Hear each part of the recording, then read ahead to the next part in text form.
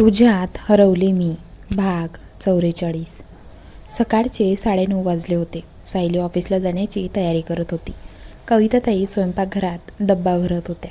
आदित्य शांतपणे हॉलमध्ये बसला होता, पण त्याचं लक्ष सतत मोबाईलकडेच होतं. आज कैलास काकांनी त्याला एकट्याने बोलावलं होतं. सायली बाहेर आली. आदित्य, आज माझी एक मीटिंग आहे, थोडा उशीर होईल. ठीक आहे. आणि हो, तू आज इंटरव्ह्यूसाठी जाणार होतास ना? आदित्य क्षणभर थांबला. तो खोटं बोलायला अजिबात तयार नव्हता, पण सत्यही सांगू शकत नव्हता. हो, 2-3 ठिकाणी जाऊन बघतो. सायली हसली. All the best. थँक्यू. ती निघून गेली. दरवाजा बंद होताच आदित्यने दीर्घ श्वास घेतला.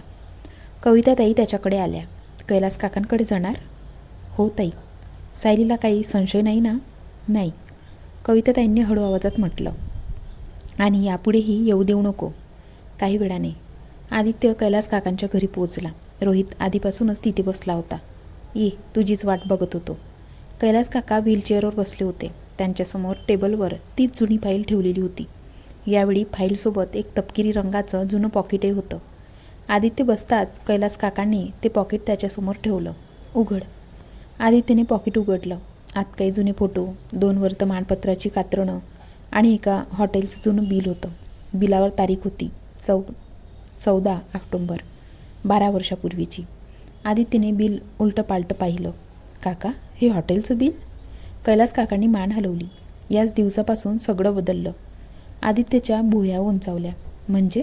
कैलास काका काही क्षण शांत राहिले, मग म्हणाले, दिव्या बेपत्ता झाली. त्या दिवसाच्या आधीच्या रात्री ती या हॉटेलमध्ये आली होती. आदित्य आणि रोहित दोघेही एकमेकांकडे पाहू लागले. रोहितही ही माहिती पहिल्यांदाच ऐकत होता. पण आदित्यने विचारलं, दिव्या तिथे का गेली होती? कैलास काकांनी डोळे मिटले. हेच अजून कळलेलं नाही, पण ती स्वतःहून तिथे गेली नव्हती. हे ऐकताच आदित्यच्या अंगावर शहारे आले. त्याला नकळत त्या रहस्यमय प्रसंगाची आठवण झाली. एक मुलगी, फाटलेला टॉप, स्वतःला ओढणीने झाकत 4थ्या मजल्यावरून लिफ्टने खाली येते आणि कोणालाही न दिसता आठवणी निघून जाते. आदित्यला त्या घटनेबद्दल काहीच माहिती नव्हती, पण कैलास काकांच्या प्रत्येक शब्दामुळे त्याला वाटू लागलं, या सगळ्या घटनांचा एकमेकांशी काहीतरी संबंध आहे. कैलास काकांनी फाईलमधून आणखी एक फोटो बाहेर काढला. यावेळी फोटोमध्ये हॉटेलच्या प्रवेशद्वाराजवळ उभी असलेली एक मुलगी दिसत होती, पण तिचा चेहरा पूर्णपणे सावलीत होता. फक्त तिच्या गळ्यातलं अर्ध लॉकेट स्पष्ट दिसत होतं. आदित्यने आश्चर्याने फोटोकडे पाहिलं. हे तर, कैलास काका म्हणाले. हो, पुन्हा तेच लॉकेट. म्हणूनच मला खात्री आहे, दिव्याची केस अजून संपलेली नाही. तेवढ्यात रोहितच्या मोबाईलवर एक फोन आला. समोरच्याचं बोलणं ऐकताच त्याने कॉल उचलला. समोरच्याचं बोलणं ऐकताच त्याच्या चेहऱ्यावरील रंग उडाला. काय? कधी? ठीक आहे, आम्ही लगेच येतो. त्याने फोन ठेवला. आदित्य आणि कैलास काका त्याच्याकडे पाहत होते. रोहित हळू आवाजात म्हणाला, सायली ऑफिसमध्ये अचानक बेशुद्ध पडली आहे. रोहितच्या तोंडून सायली ऑफिसमध्ये अचानक बेशुद्ध पडली आहे हे ऐकताच आदित्यच्या हातातून फाईल जवळजवळ खाली पडली. काय? त्याचा आवाज थरथरत होता. रोहितने पुन्हा सांगितलं, ऑफिसमधून फोन होता. कविताताईंनी मला लगेच कळवलं. आदित्यने क्षणाचाही विलंब केला नाही. कैलास काका, मी निघतो. कैलास काकांनी शांतपणे मान हलवली. जा. आणि आदित्य थांबला. घाबरू नकोस. आधी काय झालं ते समजून घे.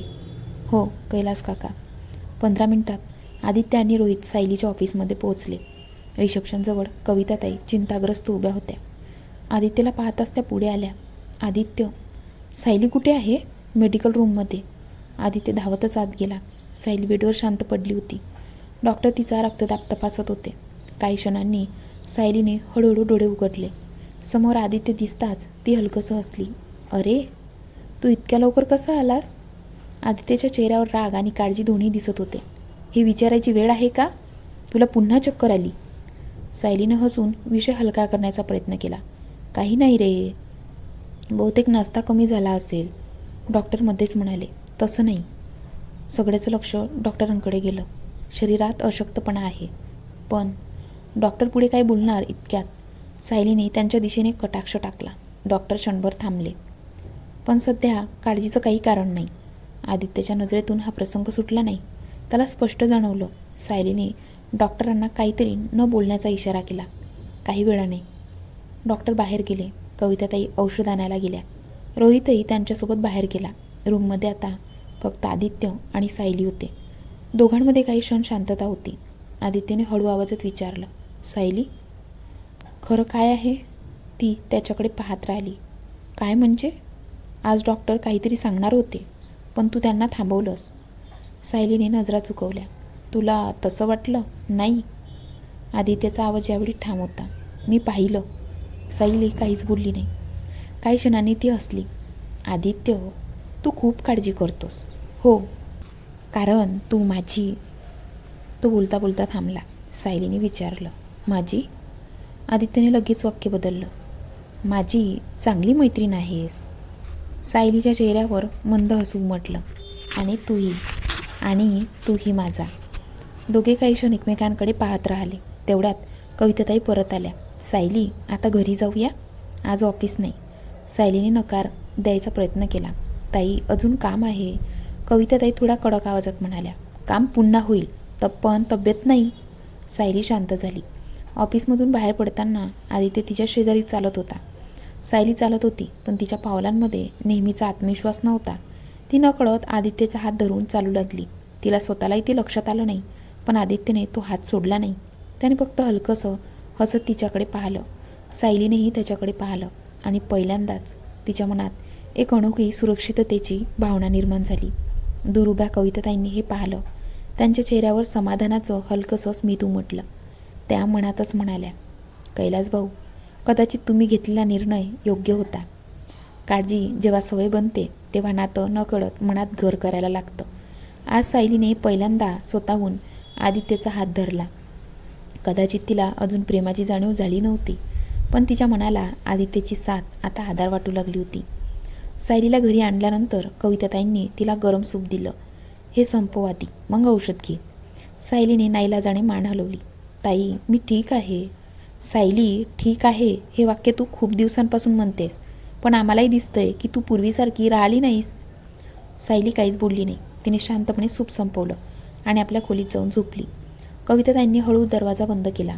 हॉलमध्ये आदित्य विचारात हरवून बसला होता. कविताताई त्याच्या शेजारी येऊन बसल्या. काय विचार करतोयस? ताई, डॉक्टर काहीतरी सांगणार होते. सायलीने त्यांना थांबवलं. तुम्हाला काही माहिती आहे का? कविताताई काही क्षण गप्प राहिल्या. त्यांच्या डोळ्यात काळजी स्पष्ट दिसत होती. आदित्य, काही प्रश्नाची उत्तरं वेळच देते, पण एक गोष्ट नक्की, सायलीला कधीच असं वाटू देऊ नको की ती एकटी आहे. आदित्यने त्यांच्याकडे पाहिलं. हेच कैलास काकांनीही सांगितलं होतं. कविताताईंनी हलकंसं स्मित केलं. म्हणूनच त्यांनी तुला तिच्या आयुष्यात पाठवलं आहे. तेवढ्यात आदित्यचा मोबाईल वाजला. रोहित कॉलिंग. हॅलो आदित्य, सरांनी तुला पुन्हा बोलावलं आहे. आत्ता? आत्ता? हो, एक नवीन माहिती मिळाली आहे. मी लगेच येतो. अर्ध्या तासाने. आदित्य पुन्हा कैलास काकांच्या घरी पोहोचला. रोहितने दरवाजा उघडला. कैलास काका टेबलवर काही जुने फोटो आणि कागद पसरवून बसले होते. ये आदित्य, बस. आदित्य बसताच कैलास काकांनी एक जुना फोटो त्याच्यासमोर ठेवला. हा फोटो नीट बघ. आदित्यने फोटो हातात घेतला. तो एका आलिशान हॉटेलच्या लॉबीचा फोटो होता. त्यात अनेक लोक उभे होते. पहिल्या नजरेत काहीच विशेष वाटलं नाही. कैलास काका, यात काय आहे? डाव्या कोपऱ्यात बघ. आदित्यने पुन्हा नीट पाहिलं. एका मुलीची फक्त पाठ दिसत होती. तिच्या गळ्यात तेच अर्ध लॉकेट होतं. आदित्यच्या डोळ्यात चमक आली. पुन्हा तेच लॉकेट?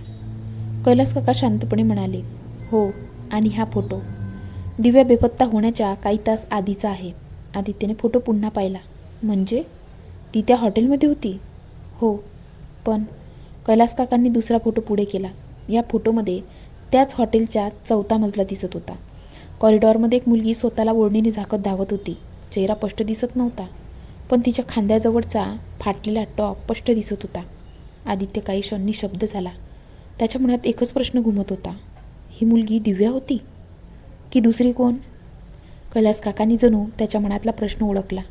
आदित्य, घाई करून निष्कर्ष काढू नकोस, कारण या कथेतील प्रत्येक चेहरा दिसतो तसा नाही. आदित्यने खोल श्वास घेतला. त्याला जाणवत होतं, तो जितका सत्याजवळ जात होता तितकंच हे रहस्य आणखी गुंतागुंतीचं होत चाललं होतं. आणि दुसरीकडे सायली तिच्या खोलीत झोपायचा प्रयत्न करत होती, पण उशीखाली ठेवलेली एक जुनी मेडिकल फाईल तिने हळूच बाहेर काढली. ती काही क्षण त्या फाईलकडे पाहत राहिली आणि डोळे मिटून पुन्हा ती उशीखाली लपवून ठेवली. कैलास काकांच्या घरातून बाहेर पडताना आदित्यच्या मनात असंख्य प्रश्न होते. दिव्या, अर्ध लॉकेट, हॉटेल आणि ती रहस्यमय मुलगी, या सगळ्यांचा नेमका संबंध काय होता? तो विचारातच सायलीच्या घरी पोहोचला. दरवाजा उघडाच होता. आतून स्वयंपाकघरात भांड्याचा हलका आवाज येत होता. आदित्य आत गेला. सायली गॅससमोर उभी राहून चहा बनवत होती. तिचा चेहरा थोडा फिकट दिसत होता, तरी ती हसत म्हणाली, आलास? हो. कैलास काकांकडे गेला होतास? आदित्य क्षणभर थांबला. हो, थोडं काम होतं. सायलीने जास्त काही विचारलं नाही. बस 2 मिनिटात चहा देते. आदित्य तिच्याकडे पाहतच राहिला. आज दिवसभरात ती दुसऱ्यांदा बेशुद्ध पडली होती, तरी ती स्वतःची काळजी न करता दुसऱ्यांसाठी काम करत होती. तो उठला आणि तिच्या हातातून चहाचं पातेलं हलकेच घेतलं. आज मी करतो. सायली हसली. तू? हो. मग आज चहामध्ये साखरेऐवजी मीठ टाकणार नाहीस ना? दोघेही हसू लागले. घरात अनेक दिवसांनी इतकं मनमोकळं हसू ऐकू येत होतं. चहा झाला. दोघे गॅलरीत बसून चहा पित होते. थंड वारा वाहत होता. सायलीने कप हातात घेतला. आदित्य, धन्यवाद. कशासाठी? आज ऑफिसमध्ये आला म्हणून. मी नसतो आलो तर? सायलीने काही क्षण त्याच्याकडे पाहिलं. माहीत नाही, पण तू आलास म्हणून बरं वाटलं. आदित्यच्या ओठांवर नकळत हसू आलं. तेवढ्यात सायलीच्या कपातून चहा खाली सांडला. तिच्या हाताला पुन्हा हलका कंप आला होता. आदित्यने लगेच तिचा हात आपल्या हातात घेतला. पुन्हा थरथरतोय? काही नाही सायली, खरं सांग. ती काही बोलली नाही. आदित्यने तिच्या डोळ्यात पाहिलं. तू मला अजूनही पूर्ण विश्वासाने काही सांगत नाहीस. सायलीने हात हळूच सोडवला. काही गोष्टी वेळ आल्यावरच सांगता येतात, आणि जर वेळच आली नाही तर? हा प्रश्न ऐकताच सायली क्षणभर गप्प झाली. तिच्या चेहऱ्यावरचं हसू हळूहळू विरलं. ती दूर आकाशाकडे पाहू लागली. मग काही सत्य मनातच राहतात. हे बोलताना तिचा आवाज न कळत भरून आला. आदित्यला तिच्या डोळ्यात पाणी दिसलं. त्याने विषय बदलण्याचा प्रयत्न केला. चल, आज रात्री जेवण मी बनवतो. सायली लगेच हसली. नको, मग उद्या मला पुन्हा डॉक्टरकडे जावं लागेल. का? तुझं जेवण खाल्ल्यावर? दोघे पुन्हा मोठ्याने हसू लागले. रात्री जेवण झाल्यावर दोघे हॉलमध्ये बसून जुना चित्रपट पाहत होते. चित्रपटात नायिकेचा हात धरताच सायली न कळत आदित्यकडे पाहू लागली. आदित्यची नजरही तिच्यावरच होती. क्षणभर दोघांच्या नजरा भिडल्या. दोघांनीही लगेच नजर दुसरीकडे वळवली.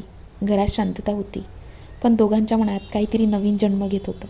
त्याचवेळी सायलीच्या मोबाईलवर एक मेसेज आला. तिने स्क्रीन पाहिली आणि तिच्या चेहऱ्यावरील हसू क्षणात गायब झालं. तिने पटकन मोबाईल लॉक केला. हे सगळं आदित्यने पाहिलं. कुणाचा मेसेज होता? सायली लगेच म्हणाली, ऑफिसचा. पण आज पहिल्यांदाच आदित्यला जाणवलं सायलीने त्याच्याशी खोटं बोललं आहे. आणि सायलीच्या मनात फक्त एकच विचार सुरू होता, हे सत्य अजून काही दिवस लपवायलाच हवं, नाहीतर आदित्यचं आयुष्यही धोक्यात येईल. त्या रात्री सायली झोपली होती, पण आदित्यला झोप येत नव्हती. सायलीच्या मोबाईलवर आलेला तो मेसेज त्याच्या डोक्यात सतत फिरत होता. ऑफिसचा मेसेज की अजून काही? तो उठला. गॅलरीत जाऊन उभा राहिला. रात्रीची जवळपास 11:30 वाजले होते. रस्त्यावर फारशी वर्दळ नव्हती. तेवढ्यात त्याची नजर समोरच्या रस्त्यावर उभ्या असलेल्या एका काळ्या कारवर गेली. कारच्या काचा पूर्ण काळ्या होत्या. आत कोण बसलं होतं ते दिसत नव्हतं. आदित्य काही क्षण त्या कारकडे पाहत राहिला. अचानक कारचा दरवाजा उघडला. एक माणूस खाली उतरला. त्याने काळी कॅप घातली होती. तो थेट सायलीच्या घराकडे पाहत उभा राहिला. त्याच्या हातात एक छोटंसं पॉकेट होतं. आदित्यला काहीतरी संशय आला. तो पटकन खाली जाण्यासाठी निघाला, पण तो खाली पोहोचेपर्यंत ती व्यक्ती गायब झाली होती. रस्त्यावर फक्त ते छोटंसं पॉकेट पडलेलं होतं. आदित्यने ते उचललं. त्यावर कोणाचंच नाव नव्हतं. त्याने हळूच ते उघडलं. आत एक जुना फोटो होता. फोटो पाहताच त्याच्या चेहऱ्यावर आश्चर्य उमटलं. त्या फोटोमध्ये लहानपणीची सायली आणि तिच्या शेजारी उभी असलेली अजून एक छोटी मुलगी दिसत होती. पण त्या दुसऱ्या मुलीचा चेहरा काळ्या शाईने पूर्ण पुसून टाकला होता. फोटोच्या मागे फक्त एकच ओळ लिहिलेली होती, जिला तू शोधतो आहेस ती तुझ्या खूप जवळ आहे. आदित्यच्या हातातला फोटो थरथरू लागला. याचा अर्थ काय? तेवढ्यात त्याच्या मोबाईलवर रोहितचा फोन आला. हॅलो रोहित?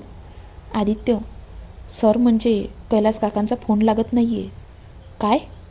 मी 10 वेळा फोन केला, उचलत नाहीत. आदित्यच्या मनात अचानक धस्स झालं. मी लगेच कैलास काकांकडे जातो. 10 मिनिटांनी आदित्य कैलास काकांच्या बंगल्याबाहेर पोचला. मुख्य दरवाजा अर्धवट उघडा होता. घरात पूर्ण शांतता होती. कैलास काका, त्याने मोठ्याने आवाज दिला. उत्तर आलं नाही. तो हळूहळू आत गेला. व्हीलचेअर हॉलमध्ये होती, पण कैलास काका त्यावर नव्हते. टेबलावर दिव्याची जुनी फाईल उघडी पडली होती आणि तिच्या पहिल्या पानावर लाल शाईने फक्त एकच वाक्य लिहिलं होतं, जुन्या जखमा उकरण्याचा प्रयत्न करू नका. आदित्यने घाबरून आजूबाजूला पाहिलं. कैलास काका. त्याचवेळी घराच्या आतल्या खोलीतून व्हीलचेअरवर आदळल्याचा जोरदार आवाज आला. धाड. आदित्य धावत त्या खोलीकडे गेला. दार उघडताच त्याच्या डोळ्यासमोरचं दृश्य पाहून तो जागच्या जागी थिजून उभा राहिला. काय झालं असेल कैलास काकाला? जाणून घेऊया पुढच्या भागामध्ये. आजचा पार्ट कसा वाटला कमेंट करून नक्की सांगा.